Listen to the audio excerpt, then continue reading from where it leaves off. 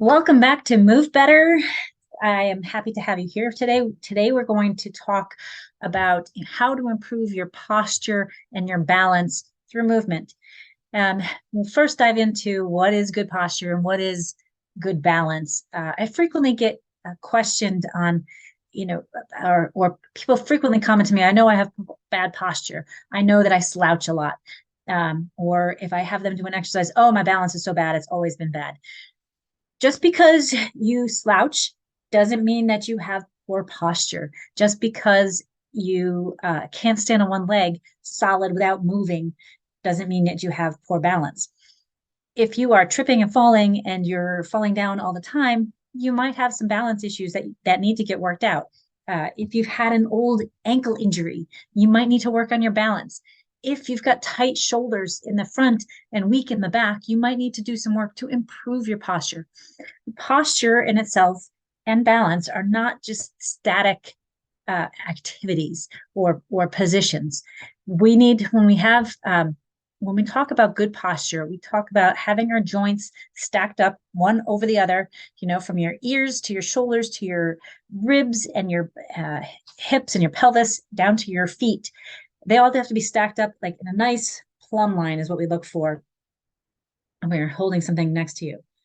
But we need to be able to move in and out of that. And in that good posture, it should be a nice relax. So there's the least amount of tension through your muscles that are holding you there. So if you have a lot of tension in your thighs or a lot of tension in your upper back and you don't have that mobility to be able to move in and out of that static posture, then you don't necessarily have good posture if you're always holding here.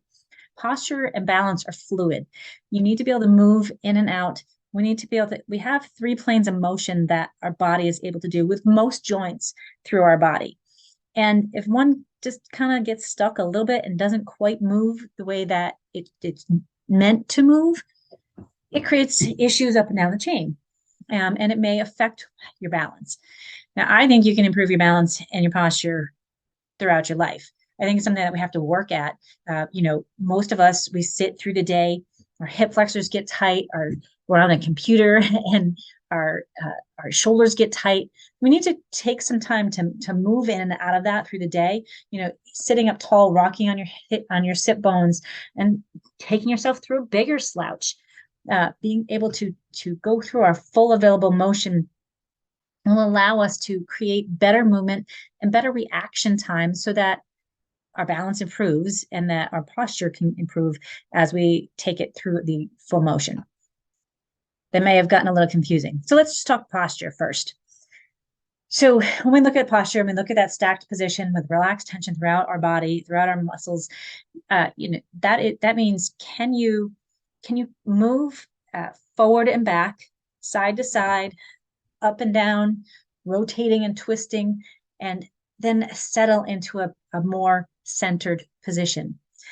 In doing that, in taking your body through those motions, it can help your joints to relax, your muscle tension to relax. You're likely to have some less, you might feel some aches and pains or some stiffness as you're going through it, but afterwards, things should feel like they're a little bit more in a better centered position and more aligned position. What I don't like to see when people are telling me they need to work on their posture is they just want to sit up tall. And this is important. The best position for our shoulder blades is resting flat on our rib cage, and that they're not hunched forward and they're not winging out. So yeah, we want them to be nice and flat there, but they're not meant to stay there. They're meant to move. So if all we do is create tension in that upper back to hold our shoulders back, we end up limiting what we can do overhead because those shoulder blades don't move efficiently, or because they're weak and they haven't actually moved through they haven't gone to a full stretch and gone to a full shortening.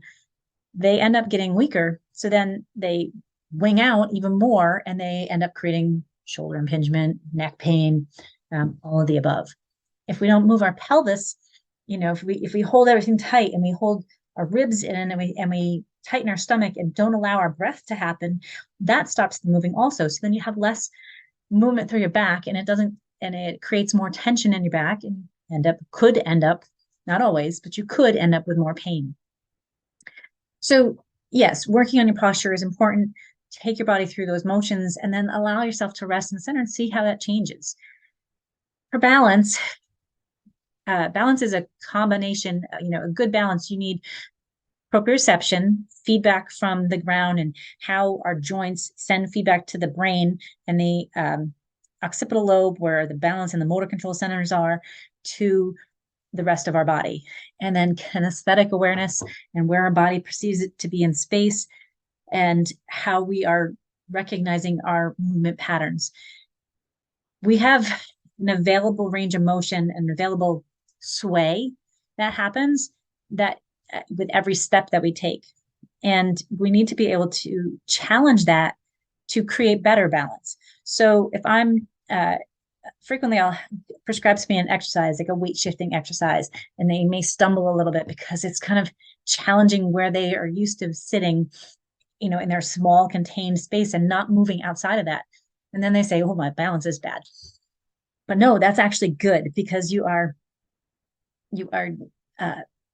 taking you're challenging it, you're providing your brain a new stimulus that has to then understand, like, hey, I can actually work in this range of motion, and I can go a little bit farther. I can test here a little bit.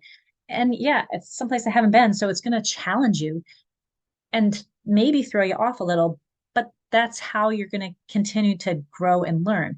Our body learns from that failure. And it course corrects, the brain course corrects and sends better signals, so that next time you're in that same challenged position, it's not as bad. So we have to work in our bad balance areas and our things that challenge the balance, so that we can actually have better balance.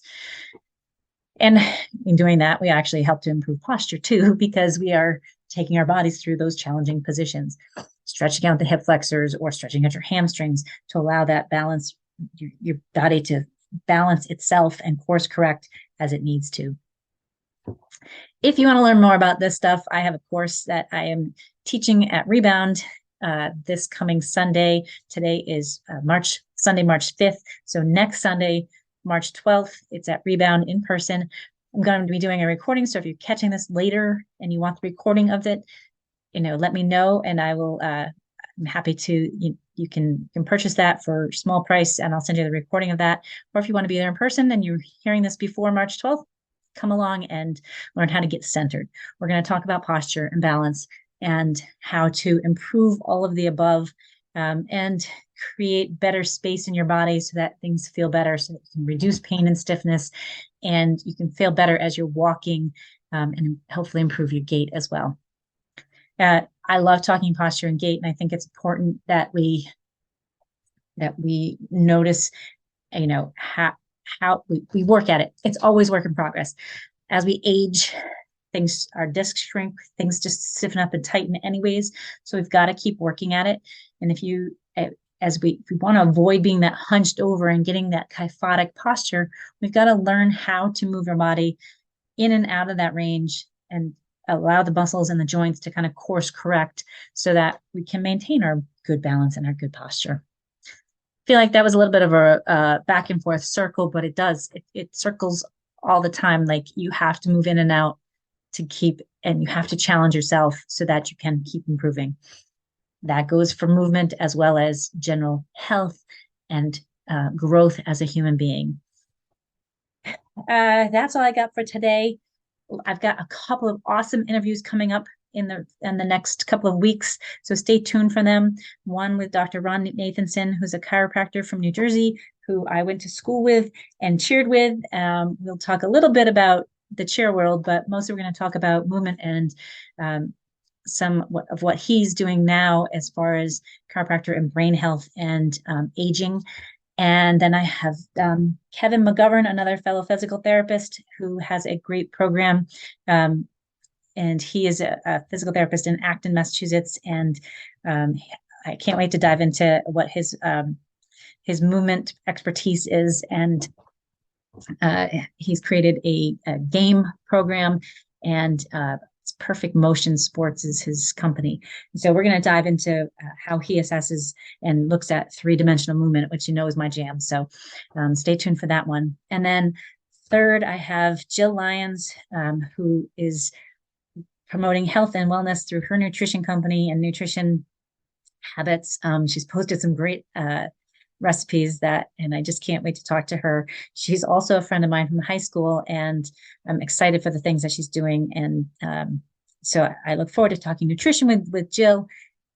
So stay tuned over the next couple of weeks. We've got some good stuff coming out. And if you have any questions or anybody that you would like to hear on the podcast, or you have topics that you'd like me to discuss, whether it be injuries or anything related to movement and health and wellness, please leave me a comment or send me an email, laura@movebetterllc.com. And I would love to get on an interview and talk about whatever you're looking forward to. Doesn't have to be cheer related. It could be cheer related because that's my jam too, but movement and health and wellness. So let's keep it going. I hope you have a great day. Don't forget, when in doubt, breathe out. Take life, as my sweatshirt says, one step at a time. You can do this. I will see you next time. Take care.